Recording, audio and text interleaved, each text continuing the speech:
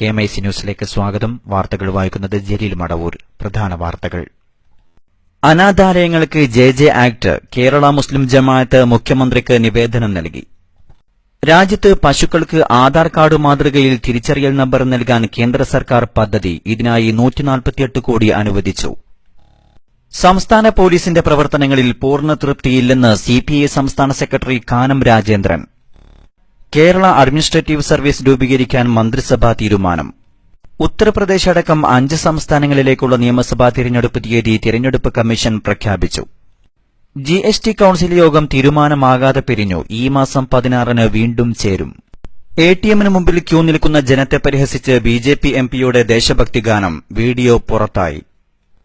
വിശദമായ വാർത്തകളിലേക്ക്.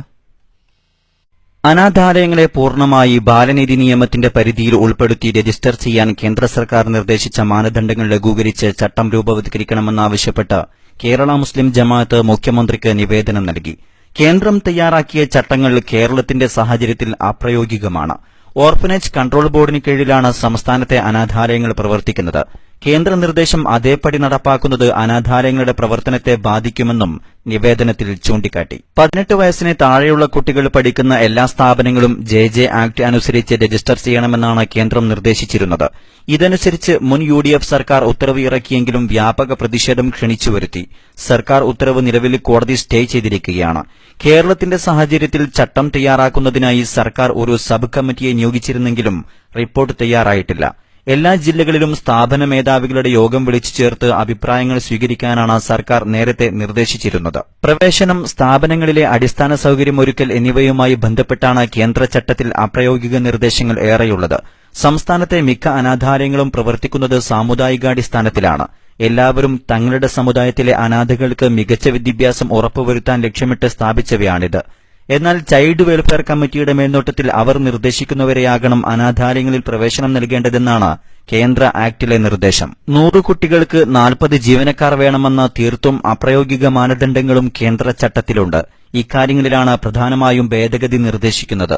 കേരള മുസ്ലിം ജമാഅത്ത് സംസ്ഥാന സെക്രട്ടറിമാരായ Wandoor Abdurahman Faizi, N. Ali Abdullah, professor KMA Rahim, Saifuddin Haji, വിഴിഞ്ഞം അബ്ദുറഹ്മാൻ സഖാഫി, ആലംകോട് ഹാഷിം ഹാജി, ഷറഫുദ്ദീൻ പോത്തൻകോട് എന്നിവർ പങ്കെടുത്തു.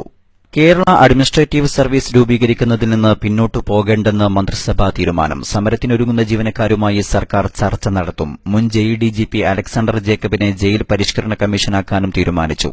Thiruvananthapuram techno park, Kochi info park, Kozhikode cyber park എന്നിവയുടെ ചീഫ് എക്സിക്യൂട്ടീവ് ഓഫീസറായി ശ്രീകേഷ് R. നായരെ നിയമിച്ചു. കണ്ണൂർ നഗരസഭയിൽ 56 തസ്തികകൾ അനുവദിക്കും. ശബരിമല മണ്ഡല മകരവിളക്ക് മഹോത്സവത്തോടനുബന്ധിച്ച് ജോലിക്കെത്തുന്ന പോലീസ് ഉദ്യോഗസ്ഥർക്ക് മെസ് സബ്സിഡിയായി 75 ലക്ഷം രൂപ കൂടി അനുവദിക്കാനും മന്ത്രിസഭായോഗം തീരുമാനിച്ചു. നേരത്തെ അനുവദിച്ച 1 കോടി രൂപയ്ക്ക് പുറമെയാണിത്.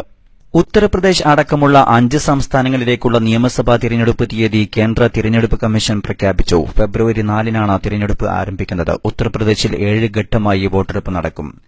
നോട്ട് അസാധുവാക്കൽ ഉൾപ്പെടെ 2.5 വർഷത്തിനിടെ കേന്ദ്ര സർക്കാർ കൈക്കൊണ്ട നിർണായക തീരുമാനങ്ങളുടെയും പ്രധാനമന്ത്രി നരേന്ദ്രമോദിയുടെയും ഏറ്റവും വലിയ ജനകീയ പരീക്ഷ കൂടിയാകും 5 സംസ്ഥാനങ്ങളിലെയും വിധിയെഴുത്ത്.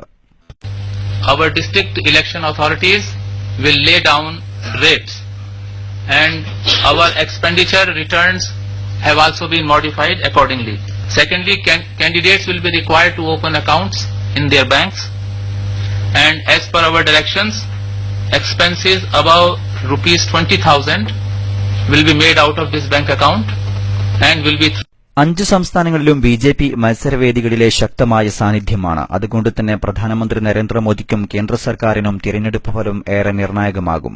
UPയിൽ സമാജ്വാദി പാർട്ടിയും BSPയും BJPയും നേർക്കുനേർ കൊമ്പുകോർക്കുമ്പോൾ ഷീലാ ദീക്ഷിത്തിനെ മുഖ്യമന്ത്രി സ്ഥാനാർത്ഥിയാക്കി കോൺഗ്രസ് നിലനിൽപ്പിനായുള്ള ജീവൻ മരണ പോരാട്ടത്തിലാണ്. GST കൌൺസിൽ യോഗം തീരുമാനമാകാതെ പിരിഞ്ഞു. ഈ മാസം 16-ന് വീണ്ടും ചേരും. സമുദ്രാതിർത്തിയിൽ 12 നോട്ടിക്കൽ മൈലിനുള്ളിൽ നികുതി പിരിക്കാനുള്ള അവകാശം ആർക്കാണെന്ന് സംബന്ധിച്ചും 1.5 കോടി രൂപ വരെ വരുമാനമുള്ളവരിൽ നിന്ന് നികുതി പിരിക്കുന്നതും സംബന്ധിച്ചുള്ള തർക്കമാണ് തുടരുന്നത്.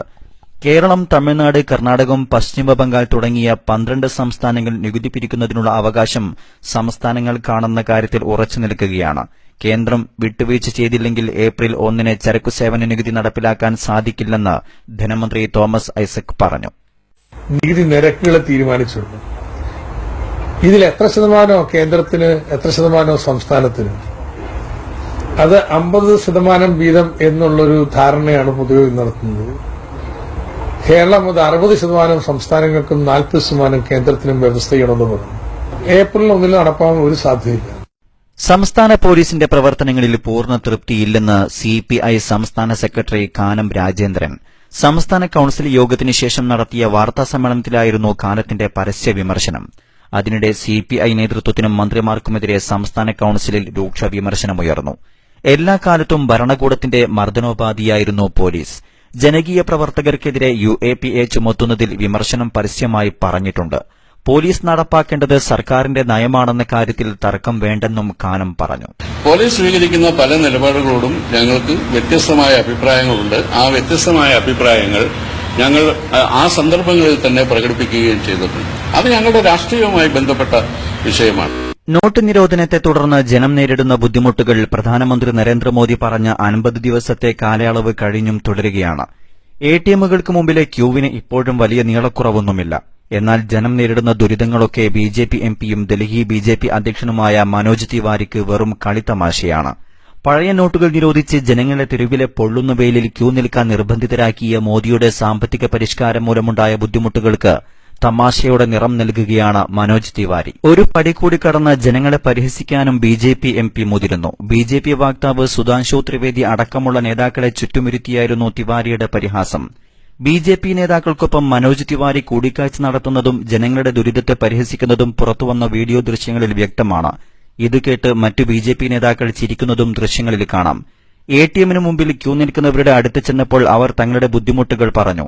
ഞാൻ അവർക്ക് ഒരു ദേശസ്നേഹഗാനം ചൊല്ലിക്കൊടുത്തു. അവരുടെ സഹനങ്ങൾ രാജ്യത്തിന് വേണ്ടിയാണെന്ന് താൻ പറഞ്ഞപ്പോൾ അവർ അടങ്ങിയെന്ന് പറഞ്ഞുകൊണ്ടായിരുന്നു തിവാരിയുടെ പരിഹാസം. വീഡിയോ ദൃശ്യങ്ങൾ കാണാം. मैं गया था अपने लाइन में, जब लोग लगे थे तो मैं सोचूं क्या कहूँ तो ये सब खुश होंगे, तो मैंने कहा कि देशभक्त है कतार में, सब मुस्कुराने लगे. देशभक्त है कतार में लगी है भारी भीड़, तकलीफों से सज रही भारत की तस्वीर. बोले हम लोग लगे रहेंगे 30 तारीख. मैंने भोजपुरी में अंग्रेजी का बहुत यूज किया. बड़ा बढ़िया इन्होंने अंग्रेजी शब्दों का यूज किया. ഇന്ത്യയിൽ പശുക്കൾക്കും ആധാർ കാർഡിന് സമാനമായുള്ള തിരിച്ചറിയൽ നമ്പർ വരുന്നു. രാജ്യത്തുള്ള 88 മില്യൺ വരുന്ന പശുക്കൾക്കും പോത്തുകൾക്കും 12 അക്ക നമ്പർ നൽകാനാണ് കേന്ദ്ര സർക്കാരിന്റെ പദ്ധതി. ഈ നമ്പർ ഉപയോഗിച്ച് രാജ്യത്തെ പശുക്കളുടെയും പോത്തുകളുടെയും വിവരങ്ങൾ ഓൺലൈൻ ഡാറ്റാബേസിൽ സൂക്ഷിക്കും. കാലികളുടെ ചെവിയിലാണ് നമ്പർ പതിക്കുക. ഇതിനായി പ്രത്യേകം ആളുകളെയും നിയമിച്ചിട്ടുണ്ട്. ഒരു കാലിയുടെ ചെവിയിൽ നമ്പർ പതിക്കുന്നതിന് 8 രൂപയാണ് ചിലവ് കണക്കാക്കുന്നത്. ഇതിനകം 148 കോടി സർക്കാർ അനുവദിച്ചു. നമ്പർ പതിക്കുന്നതോടെ കാലിയെ സംബന്ധിച്ച എല്ലാ വിവരങ്ങളും ശേഖരിക്കും. ഒപ്പം ഉടമയ്ക്ക് ഹെൽത്ത് കാർഡും നൽകും. ഈ കാർഡിൽ കുത്തിവെപ്പ്, കന്നുകാലി വളർത്തൽ, വിരയിളക്കൽ എന്നിവ സംബന്ധിച്ച വിവരങ്ങൾ രേഖപ്പെടുത്തും. പരിപാലനം ആവശ്യമുള്ള സന്ദർഭങ്ങൾ ഉടമയെ അറിയിക്കും. 2020ഓടെ ക്ഷീരരംഗത്ത് കാര്യമായ വളർച്ചയാണ് ഉദ്ദേശിക്കുന്നതെന്നാണ് റിപ്പോർട്ടുകൾ സൂചിപ്പിക്കുന്നത്. വാർത്തകൾ ചുരുക്കത്തിൽ. അനാഥാലയങ്ങൾക്ക് JJ ആക്ട്. കേരള മുസ്ലിം ജമാഅത്ത് മുഖ്യമന്ത്രിക്ക് നിവേദനം നൽകി. രാജ്യത്ത് പശുക്കൾക്ക് ആധാർ കാർഡ് മാതൃകയിൽ തിരിച്ചറിയൽ നമ്പർ നൽകാൻ കേന്ദ്ര സർക്കാർ പദ്ധതി. ഇതിനായി 148 കോടി അനുവദിച്ചു. ഉത്തർപ്രദേശ് അടക്കം 5 സംസ്ഥാനങ്ങളിലേക്കുള്ള നിയമസഭാ തിരഞ്ഞെടുപ്പ് തീയതി തിരഞ്ഞെടുപ്പ് കമ്മീഷൻ പ്രഖ്യാപിച്ചു. കേരള അഡ്മിനിസ്ട്രേറ്റീവ് സർവീസ് രൂപീകരിക്കാൻ മന്ത്രിസഭാ തീരുമാനം. സംസ്ഥാന പോലീസിന്റെ പ്രവർത്തനങ്ങളിൽ പൂർണ്ണ തൃപ്തിയില്ലെന്ന് CPI സംസ്ഥാന secretary Kanam Rajendran. GST council യോഗം തീരുമാനമാകാതെ പിരിഞ്ഞു. ഈ മാസം 16-ന് വീണ്ടും ചേരും. ATMന് മുമ്പിൽ ക്യൂ നിൽക്കുന്ന ജനത്തെ പരിഹസിച്ച് BJP MPയുടെ ദേശഭക്തി ഗാനം. വീഡിയോ പുറത്തായി. ഇതോടെ KMAC ന്യൂസ് ബുള്ളറ്റിൻ സമാപിക്കുന്നു. വാർത്തകൾ അയക്കേണ്ട വിലാസം kmacnewstime@gmail.com. കൂടുതൽ വാർത്തകൾക്കായി www.sunnyonlineclass.com സന്ദർശിക്കുക. അസ്സലാമു അലൈക്കും വറഹ്മത്തുള്ളാഹി വബറകാതുഹു.